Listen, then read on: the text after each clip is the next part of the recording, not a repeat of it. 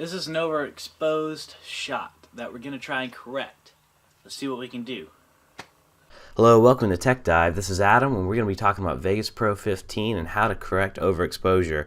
As a note, if you have Movie Studio 15 or a similar version of Pro or Movie Studios, the steps to correct this are going to be extremely similar, really almost identical. Actually, no, let me just go ahead and say identical. There will be identical steps to fixing this. So with only the exception of maybe the button being moved over just a little bit or something. So first off, let's look at my correction. This is what we're trying to get. This is what we have. This is an overexposure. It's where there's too much light. Everything's too bright for the camera. The settings are off. And when I say off, I mean the settings are not correct. And the shot is a mistake. And there's too much information on the sensor. And so a lot of that information gets washed out. If you have a camera that compresses stuff instantly, that is not good for correction. You might not be able to do the same level of correction that I'm about to do. If you have a camera that just records it in a raw codec like our camera, and a lot of camcorders really do just record it in a raw codec. Really, it's only cell phones and stuff like that which will compress things instantly, or DSLRs. But if you have something that is recording in a raw codec, you're extremely likely to be able to save some of that information depending on how bad it is. Now again, this is a correction, it's not a fix. If you look at my correction here, I feel like it looks a ton better. Definitely a lot more realistic, and the effect is much less noticeable, but it is still a mistake. This is not what I try to get my shots to look like. This is not a premium shot in my opinion. It's just one that looks way better than this. So let me delete this effect and we'll start over and talk about how to do it. First off, the best way to fix it is to shoot it again. But obviously if you're here, that's not an option. So what we're going to do is we're going to grab the levels effect. So all I did is I went to my effects tab, video FX. I scrolled over to the F's and found levels. I grab default and I drag it into the clip itself. When I see that little icon under my mouse, I know it's going to take. I drop it on. And there we go. Notice my preview is in best full. That's because when I do corrections, I want to be able to see the most amount of pixels. I want a real true example of what I'm looking at here. And we're going to start with the input start, and we're going to drop that just a little bit and see how that's crushing the blacks. That's what that does, is it darkens the dark colors. And when that kind of corrects some of the problems that we have with the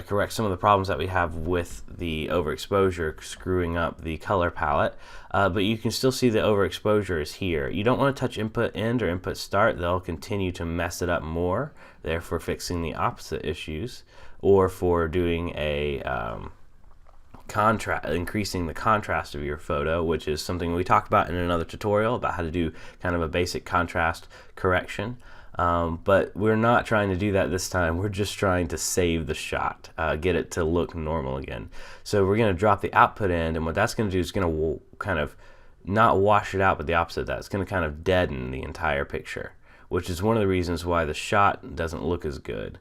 But when you deaden the entire picture, you're able to see, you can kind of see that this is different than the background here. Some of that information comes back. You can see a little bit of the texture on the wall again and stuff like that. This kind of stuff is the information that we lost, and it's mostly recovered. We're also going to drop the gamma a little bit. The gamma is really great for washing things out or making things look really dark and dead looking.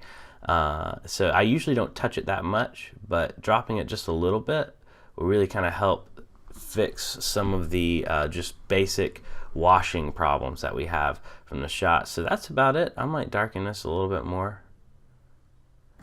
You notice that there's still a little bit of information loss on my forehead. There's a little bit of information loss on my shirt, and some on the wall still that just we can't get back, but the mic is definitely much more defined, and the two different colors of white here are much more defined. The background, you can see some of the textures and the shadows again.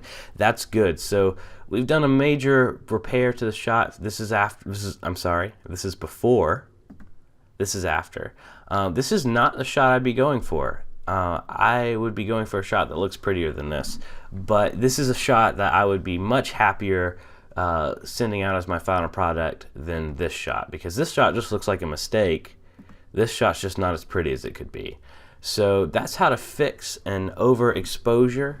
One thing you can do on your camera, if you keep getting overexposed shots and you just want to know how to fix it, put on zebras. If you have a camcorder that has zebras on, and what that does is it puts little zebra stripes on everywhere that is going to be overexposed. For example, my forehead would have had zebra stripes, my shirt would have had zebra stripes, and a lot of the wall back here would have had zebra stripes on it, which is a warning from the camera that what I am doing is recording a shot that has too much information, and it warns you to dial things down, like close the iris or lower the gain or put on an ND filter, things like that, which will help reduce overexposure. So if you're looking for more production oriented stuff, keep an eye out. We're going to try and start doing that on a separate channel here soon, but more information on that coming up. We have lots of Vegas tutorials coming out on Techdive, as well as computer enthusiast videos. So if you like anything from gaming to video editing, we got you covered, and a gaming channel if you want to watch us game. So check all those options out. Please comment if you have a video tutorial idea, because I would love to hear it. Check us out on Twitter if you want to vote on some of the next ones. This one was a tie, and so I chose the overexposure because that was the one I was better prepared for. But the next one coming up is how to work with auto ripple and what that can do for you. So I'm really excited about that one too, because I love me some auto ripple. But if you're on Twitter, you would have known that, and you would be able to vote on these things as well, and also communicate with us the types of videos you like and want to see more of. So thanks so much for watching. See you next time.